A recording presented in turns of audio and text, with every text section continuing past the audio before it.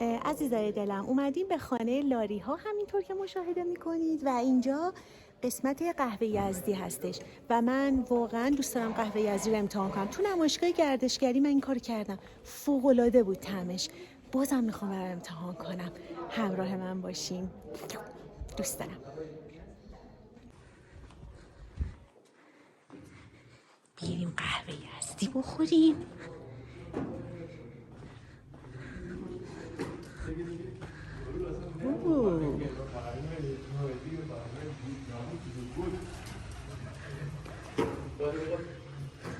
سلام، خوبین؟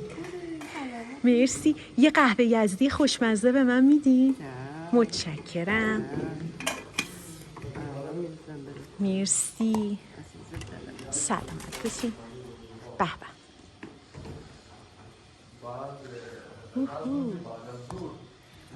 تماشا کنید رنگشو بچه‌ها. خانم بفرمایید، قهوه شما آماده.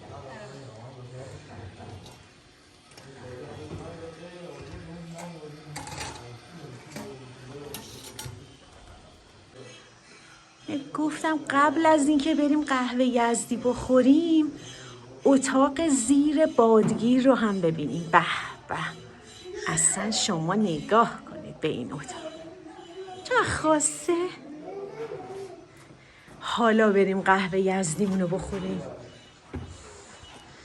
نظرتون توی این سماور چند تا چای میشه دم کرد؟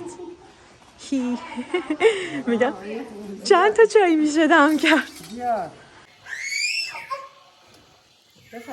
خیلی ممنون، متشکرم. بعد بیا کارای دستی منم بگیرید.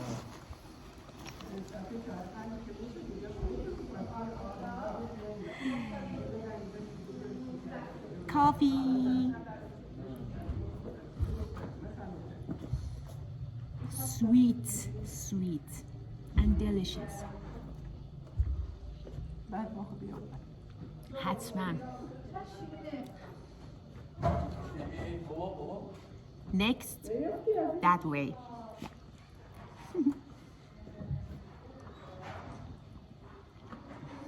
Warm, sweet and delicious.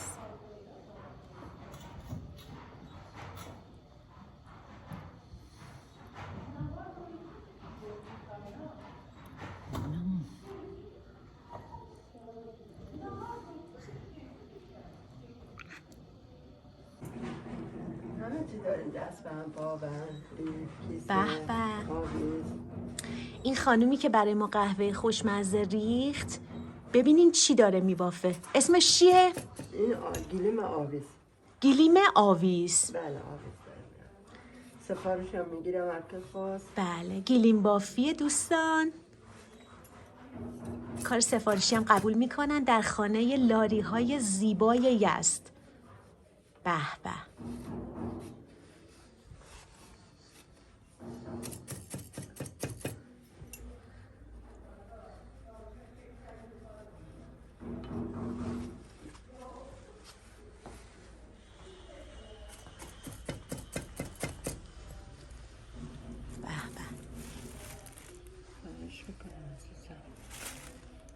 چه قشنگ.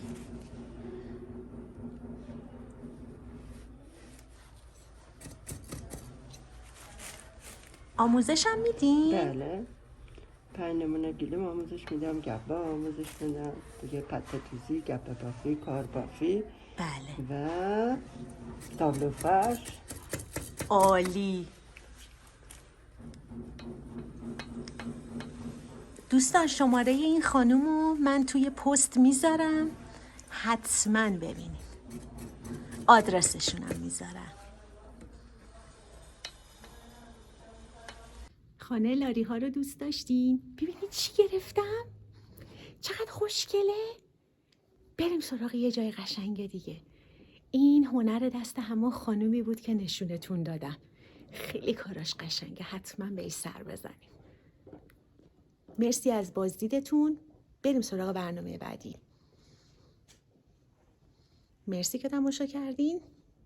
تا دیدار بعد.